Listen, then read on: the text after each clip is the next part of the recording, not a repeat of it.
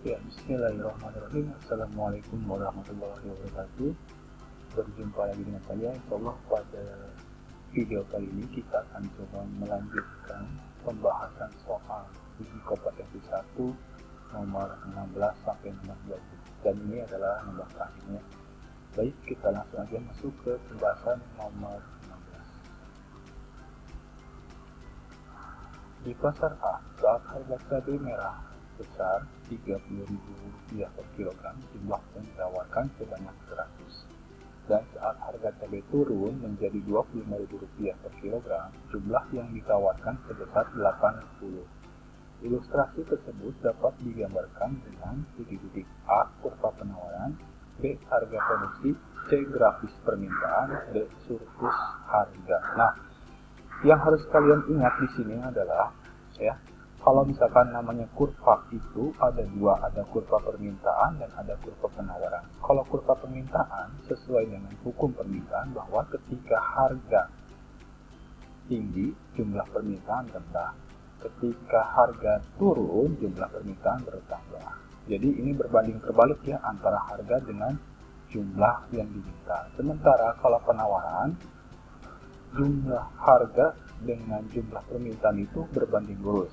Ya, ketika harganya tinggi, jumlah barang yang ditawarkan juga banyak. Ketika harganya turun, jumlah barang yang ditawarkan juga berkurang. Nah, ini berbanding lurus ya, jadi sejajar. Nah, kalau misalkan kalian lihat lagi ke sini, ini kan soalnya berbicara tentang penawaran. Berarti dengan ilustrasi seperti ini, dapatnya seperti apa sih? Nah, seperti ini ya. Jadi ketika tadi harganya 30.000, yang ditawarkannya sebanyak 100. Nah, ketika harganya 25.000 turun, yang ditawarkannya 80. Berarti ini kan berbicara tentang kurva penawaran. Jadi jawabannya A. Nomor 17. Perhatikan pernyataan berikut ini. 1. Mempunyai kepribadian yang kuat. 2. Memiliki sikap mental seorang wira swasta. 3. Memiliki kemampuan mengeksploitasi sumber daya. 4. Memiliki kemampuan untuk mencari informasi. 5. Memiliki sifat egois dan sulit menerima pendapat orang lain. Pernyataan yang termasuk ciri-ciri manusia wirausaha adalah titik-titik.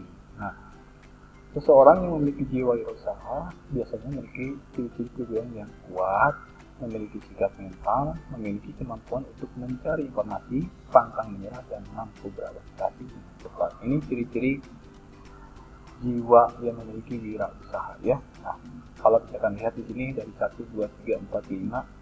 Yang pertama ini ya, memiliki kepribadian yang kuat ya, masuk ya. Yang kedua, memiliki sikap mental seorang wira swasta. Terus di sini ada lagi yang nomor 4 ya, memiliki kemampuan untuk mencari informasi. Nah, berarti sesuai dengan yang di sini 1, 2, 4, jawabannya adalah yang B ya. Oke, lanjutkan nomor 18. Peran kewirausahaan dalam perekonomian Indonesia adalah titik.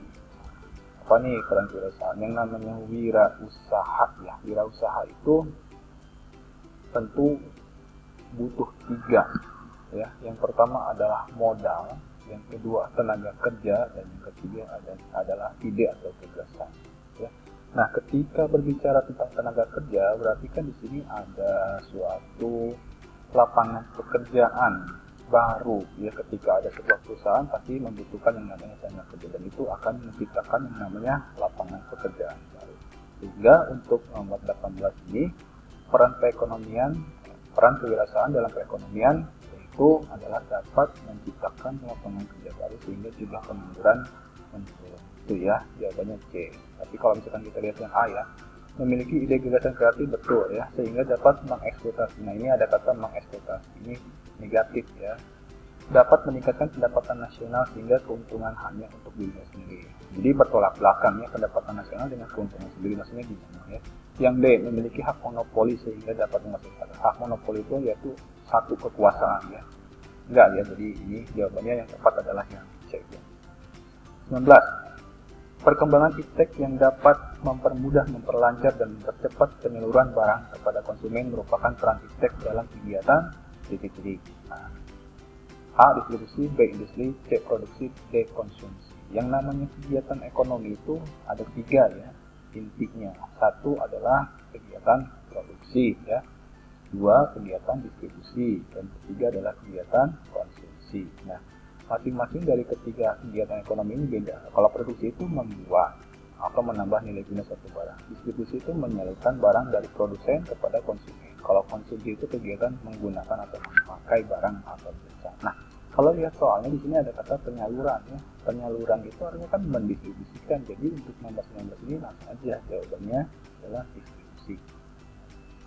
Nomor 20, seseorang yang memiliki jiwa wirausaha akan cenderung memiliki sikap titik-titik. Jadi ini sama ya dengan yang tadi nomor 18 kalau saya.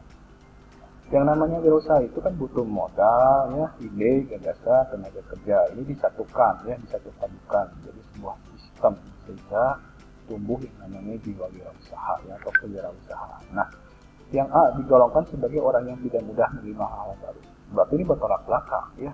Jadi kalau orang yang punya jiwa wirausaha kan suka dengan hal-hal yang baru. B mengandalkan bawahan dalam memberikan ide dan gagasan. Mengandalkan berarti kan dia sebetulnya tidak punya ide ya. C. Menolong dirinya dan orang lain dari permasalahan hidup. Betul ya ini. Dia menolong dirinya karena dia melakukan sebuah usaha dan juga bisa menciptakan lapangan pekerjaan sehingga membantu orang lain dalam permasalahan hidupnya ya. Jadi ini jawabannya pasti C ya. D. Menggantungkan setiap permasalahan yang dihadapi kepada bawahannya. Nah, ini juga sama. Menggantungkan masalah kepada orang lain itu tidak boleh. Jadi yang nomor 20 jawabannya adalah yang C ya.